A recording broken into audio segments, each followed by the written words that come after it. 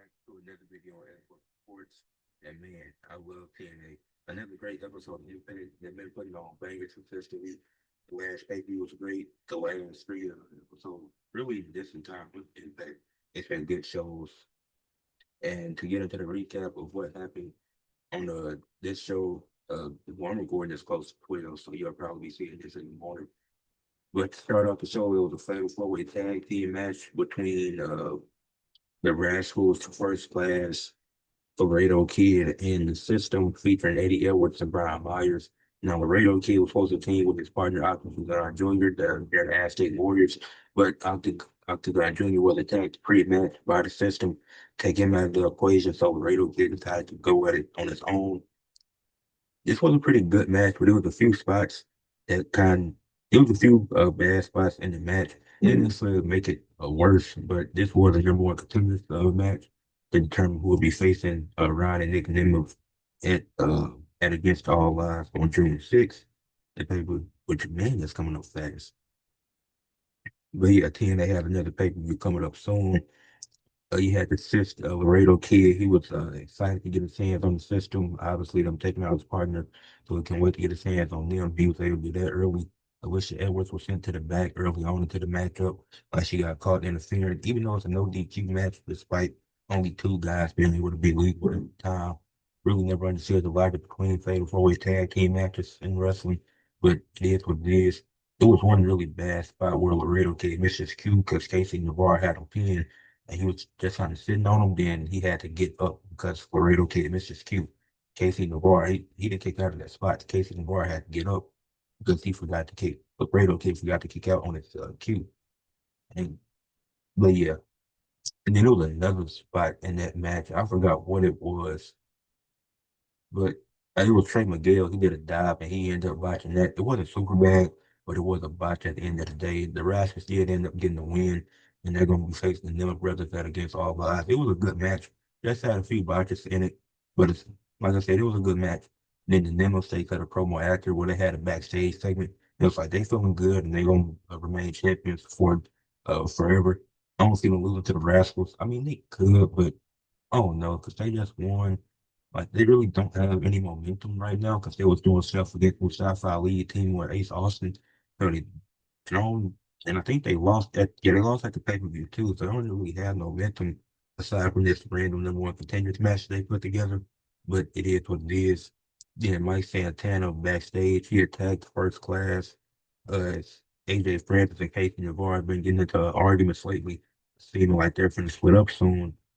And yeah, Mike Santana, because he was supposed to have his match against AJ Francis, so he attacked him because he replaced himself with Casey Navarre and got off easy.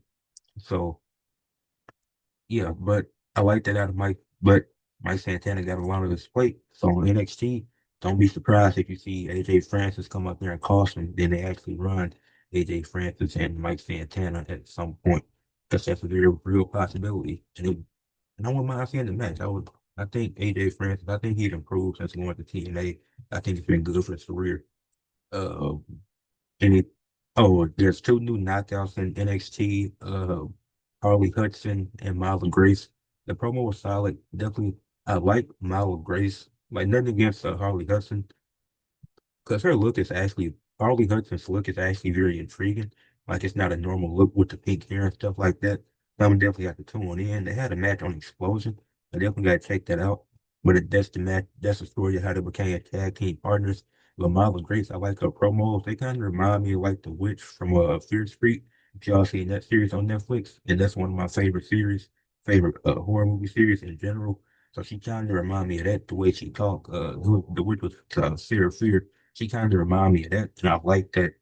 And it's some other stuff and then they got interrupted by the personal concierge because he was looking for an ass by Elegance. Well, I'm gonna get into that later because there's some stuff that happened later on with them too, and with that whole thing.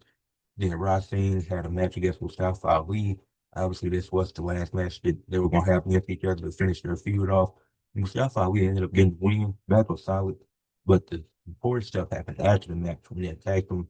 Even Tasha Shield even helped Mustafa Ali get the win, and then post match they get in they're jumping Racine in the great hands. Then Mustafa Tasha Steele's trying to tell Mustafa Ali to calm down, tell him it's not necessary. Then he grabbed her by the hair. So Tasha Steele going through a lot with Mustafa Ali, and I don't know. Man, I think Tasha Steele could be doing more than this. Like I don't like they got her doing stuff like this, but we'll see what happens. Maybe she's the first one to split away from it. Maybe Mustafa Ali, he tried to create a faction, but he loses it because he just wants too much power, stuff like that. So I can see that happening with Mustafa Ali. Then you had Santino just letting Ariana Grace know he was proud of her. Like that felt like a real statement. And didn't feel scripted or forced or nothing like that. With her having a match against Tessa Blanchard, like it felt real. Like he was really proud of his daughter, which I would imagine he is. But the next match we had was Ash by Elegance versus Lee Ching Lee, essentially the number one contenders match because Robert Stone wanted Lee Ching Lee to prove herself, and she did that in this match against Ash. Ash taunted her early, which was pretty funny, and then it was a good match. Lee Ching Lee, she ended up getting the win. Like it wasn't too many notes from I got from this match, but it was good. Like it was a solid showing. She beat a champ tag team champ clean. So even that, she still be the champion clean, proving she deserved a shot at the world title. Masha came out there and she was like, "See you June 6th at Against All Odds." So the match, I think it's gonna be a good match, and I think Lei King Lee should get the win because I think Masha is doing a really good job as champion. But I think it's time for her to drop it now. I think because I thought Tessa was going to win it. I didn't want her to win it, and I didn't think she should have dropped it in. But once she faced Victoria Crawford, like for the story, it would have made sense for her to drop it in.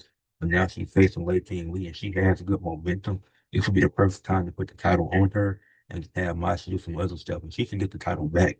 Like Lei King Lee don't have to have a super long run with the title, but Masha can be a multiple-time women's a knockouts champion. And then what Trick Williams did, Hollywood Trick, hilarious. A great heel work by Trick Williams. This is what I like. He did a video. He didn't show up to the arena. He didn't show up to the arena with the title. He did a video, and the video just popped up on screen of him talking, giving his silly saying that it's no five-star hotels or a good restaurant for them to really show up to wherever they were at. Were they in Brampton again? But yeah, he was like saying stuff like that to why he didn't want to show up. So he's gonna say he's gonna show up when he wants to, how he wants to. And I like that. That's good heel work from Trick Williams. A man's wonder had a match against some random guy. Uh, I don't have a problem with this squash match because squash matches do help stars sometimes. Like Mance Warner's been doing meaningful stuff all year, and he's had some really grueling matches.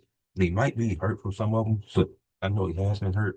So this is a good way to keep him fresh, to keep him ready, to when you do need him to do something big again, and just keep his momentum. Just being able to be in the ring to keep that there. Like this is a good time.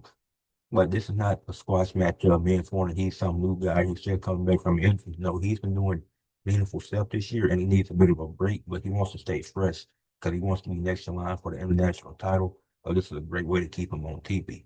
So I like this. I like this squash match. I like how they did this. Then Rosemary, her second was pretty weak, but her and Zara Brookside are going to wrestle one more time, which I'm down to see. Hopefully, Zara Brookside actually gets the win this time because she needs to win now. Santino Marella and Ariana Grace for the first time in history. Santino Marella and our father and daughter duo are teaming up in Impact Wrestling. Ariana Grace and Santino, they took on Robert Stone. What I was supposed to take on Robert Stone and Tessa Blanchard, but Robert Stone, he replaced Tessa with Victoria Crawford since she's still injured. And then Alyssa Edwards came out there. She's supposed to be the backup referee. And she got a Santino brought with a longtime friend of his, so he didn't trust his bias. And instead, if something happens, Alicia Edwards would come in, and something did happen because they obviously spoiled that something would happen. But early on, and then he also banned the Cobra. So Santino wasn't able to use the Cobra in the match either. But Stone, he was running away from Santino early, so Ariana Grace and Victoria Crawford went at it for a little bit. But we'll say this, I do like Ariana Grace. She has to look, she's solid. Like she does really good light work. She's super entertaining. But the in-ring skills, they're not bad, but it definitely needs some work. Like she's still young, so she has plenty of time. But yeah, but I think having her in there with a Victoria Crawford, with a Tessa Blanchard, like you're putting her in the ring with great people, so it's working out. Like I did notice that even the match with Tessa Blanchard was really good, but her being against somebody like Victoria Crawford, who's on a way different level than a Tessa Blanchard, like that's a totally different situation. So, but the match is still good. It wasn't nothing bad. She just needs to let extra work in the ring because I think she's good, and I think she's good. But she could be great if she keeps doing this, or if she wants to be like a manager or something. Like her being in a manager role, that's not bad.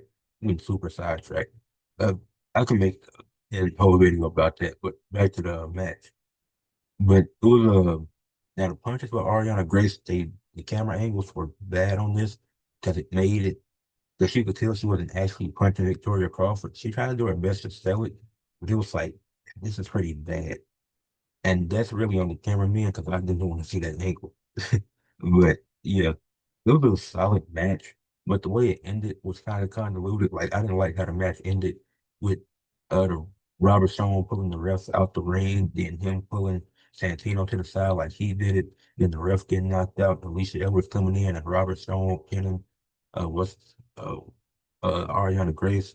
Like Robert Stone getting the win. I mean, it's leading to Robert Stone versus Santino 1-on-one and against all odds. But I guess it's fine. But the ending was just kind of weird to me. Ayers Young and Moose, they're gonna have a match at some point. Their segment was all right, I guess. I mean, it didn't really move the needle. And then Moose said that I already beat you at home before, so you beat me at home don't really matter because I could do it again. So cool segment. But then the part of the show I wanted to talk about Myla Grace and Harley Hudson interrupting Mag uh, Maggie Lee being official member of the Elegance brand now with Heather. And then they poured champagne on Maggie. And it was like, since y'all took our screen time earlier, we're going to take y'all's now.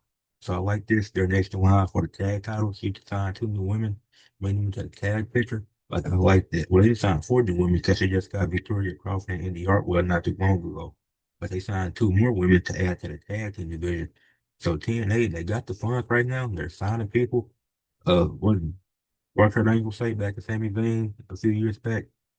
I hear TNA is hiring. Yeah, they hiring and they got some good people. They got some good stuff on their hands. But I'm excited to see what that leads to. But I really do like Marlon Grace. I think, but I think they could be a top tag team in the division, especially with Spitfire splitting up. Maybe they're going to find different tag team partners now. On we'll see. That'll be interesting if they went on to find different tag team partners, or if one of them joined the Elegance brand and replaced Maggie Lee. Mhm. Nah, I don't know if they do that. Nah, but the main event for the TNA International Championship, this was a great match. Like this match had some good hard hitting action. It was very physical from the early stages on. It was some good action, some good near falls, some great stuff. Matt Cardona hit an unprettier, which is his wife Kelsey Green's finishing move. Wasn't able to get the job done. Didn't hit what's the other move? He hit it was a radio something, but he hit that, wasn't able to capitalize off of that because Steve Macklin kicked out. Steve Macklin did end up retaining, but it was a great match. I really enjoyed it. As far as impact goes, I give it a 9 out of 10. Like I said, amazing episode. I really enjoyed it. It wasn't nothing that bad about the show. Like the botches in the opening match were bad, but they weren't terrible. Like it didn't ruin the match, but it still definitely had an impact. You could definitely tell but and then how the mixed tag team match ended, I also had a problem with that. But aside from that, every other part of the show I enjoyed and I was happy with. So that's my opinion. Let me know what y'all think. Leave a like on the video, subscribe to the channel, and comment what y'all thought about this week's episode of TNA Impact.